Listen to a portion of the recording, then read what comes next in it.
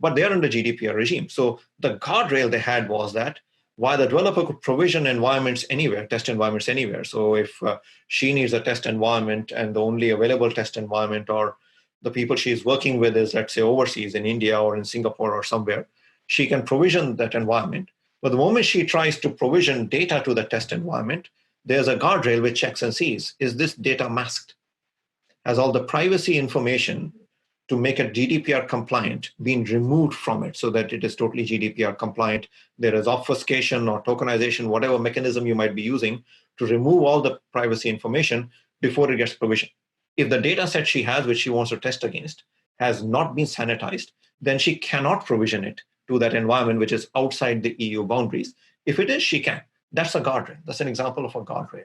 Those guardrails are very important so people can experiment and innovate without breaking anything. And last but not the least, trust. So what you have in this scenario is you have two teams of people, two categories of stakeholders. There is the consumer of the service. That's the examples I've been giving you right now, who's going to consume something via self-service. And then there's the provider of the service. The provider is the QA team, which develop those automated tests, which now as a developer, I can run to test my code. It is the environment team which has made the environment available via self-service, so I can provision a test environment or a dev environment and do what I need to do. The provider is the security team, which is putting the security guardrails and the policy guardrails in place to keep me from exposing privacy data where it shouldn't, right? So these providers and these consumers of these IT services need to have mutual trust. The providers shouldn't be trying to find ways to lock down the consumers of their service, and the consumers shouldn't be trying to break them and figure out saying, dang, this guardrail is keeping me from doing work, rather than work with the consumers, the providers of the service to say, how can I get around this?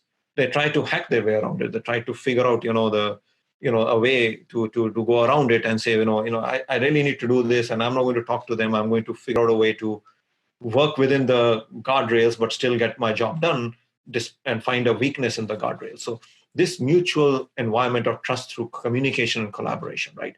Get the teams together, have them talk to each other, have the consumers explain to the providers what they need and why they need it. What are those capabilities? And the providers can then push back and say, I can give you X, but it'll come with this guardrail because these are the requirements which will protect us, which will protect our company. These are the requirements which, the company's CISO has or InfoSec team has said. These are requirements which, the law says, the regulators say. This in a nutshell, folks, these four things: self-service, permission to act, guardrails, and a mutual environment of trust is, to me, what is known as democratization of IT services. Irrespective of what you're trying to do, whether you're trying to do application development, whether you're trying to do AI and machine learning, whether you're trying to do AI ops, whether you're trying to digitally transform or develop a new application, or just modernize how you develop your ability to deliver things and go faster, democratization is at the core of everything you do. So I hope this made sense. Check out our more information at Accelerated Strategies, our website, and I look forward to chatting with you again at the next Analyst Corner.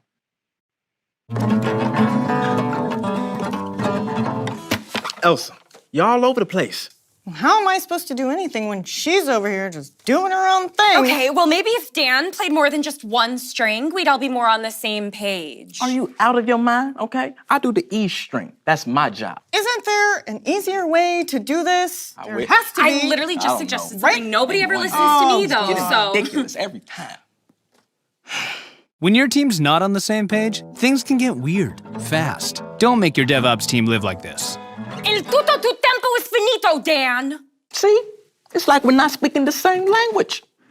I'm out. GitLab is the only single application for the entire DevOps lifecycle, making sure your teams are all on the same page. Do you know how to play the E string? I can learn.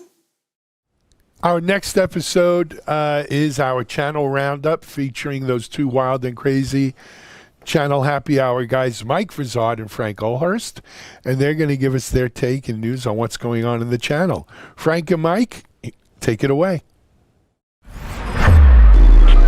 This is Digital Anarchist. All right, guys, here we are talking about the channel again. I'm Mike Vizard, and this is Frank Olhorst, and we're going to start off with this study that VMware published this week talking about all the folks that want to modernize their applications. That's usually good news for the channel, right, Frank? Yeah, usually. Okay. So the question I have, though, is how is that modernization going to occur? Because sometimes people will lift and shift the entire virtual machine into the cloud and modernize it there, or they'll put it in a container and modernize it once it gets there, or they'll modernize it before they put it anywhere and then transfer the end product up into the cloud. What's your sense of, is there any right way to go about doing this? And has the priorities changed because maybe in the post-COVID-19 era, people are in a hurry? Well, I think there's a few things to consider when doing this. First of all, you have to kind of look at, how you're developing and deploying those applications. If you're embracing something like DevOps, continuous integration and continuous delivery, it kind of changes how you're going to deploy things. So I would argue that part of your modernization strategy should be to look at how you're deploying and the upkeep on your applications. So with that in mind, containers go kind of hand in hand with DevOps. I think you're onto something in the sense that people are in a hurry. I don't think people have time to refactor applications, and I think that not a lot of people want to exactly use the same virtual machine that they used on premise and in the cloud, because that's a lot of lifting and shifting extra work. So it seems to me the path of least resistance is just to take the app, stick it in a container, move it up into the cloud, and then not have to refactor it, and then start taking it apart and slicing it up into microservices and figure out what part of it needs to be a monolith and what part doesn't, and kind of optimize from there. But the point is, we're not just doing this for grins, right? We're trying to make applications that are more accessible from a remote point of view. They're going to be more flexible and theoretically more resilient. And it's not clear to me that people really understand what the end goal is or the mission is. Sometimes I think they get lost in the exercise. Right. They seem to be just using this goal of digital transformation to move things into the cloud without really having a true destination or understanding, how it might benefit the organization.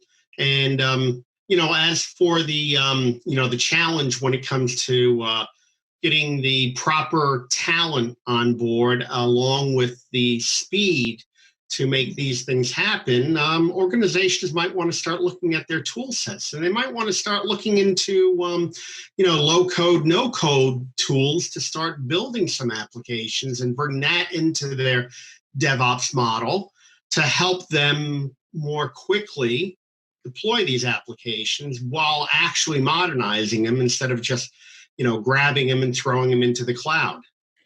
Yeah, I talked to one guy. He had this portfolio of 300 apps he was supposed to modernize. And, when you added all that up, it was a 10-year project.